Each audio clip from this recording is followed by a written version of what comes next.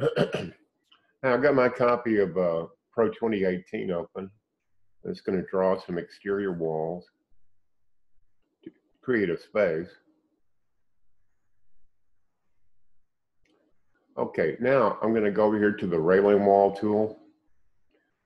And you may wonder, why am I using the railing wall tool? Well, I'll explain it. I'm going to draw a square inside the square.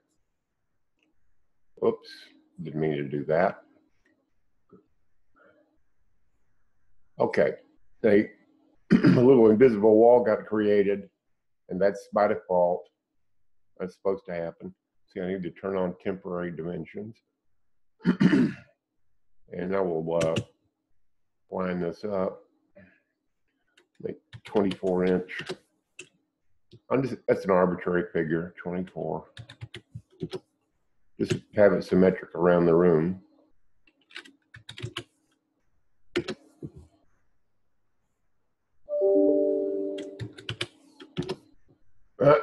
Okay, now I've got a room inside a room, see? Now I'm going to take this and see what the default ceiling height is. I've got it set to 9 feet. So I'm going to set it to 10 feet, this inner room.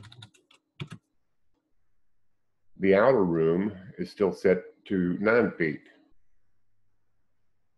Now the reason I use railing walls is because if you take railing walls, I'm going to shift select them into a group, and I'm going to make them invisible so that they just define the space. The reason I do that, I'm going to go to a camera view over here in this corner, and we'll look at the opposite corner. And you'll see I've got a pop-up ceiling now. And if you use invisible railing walls, they'll fill in this area here. If you just use invisible walls, it won't. Railing walls are programmed to do that. Why, I don't know, but I just know it's a fact. So that's pretty easy, you know, and of course everything's easy if you know how. And this is a way to do it. I think this is probably the easiest way to do it. If you want to coffer the ceiling at an angle, then you have to use ceiling planes. But you can ask about a coffered pop-up ceiling, just a pop-up ceiling. And so that's it. Thanks for watching.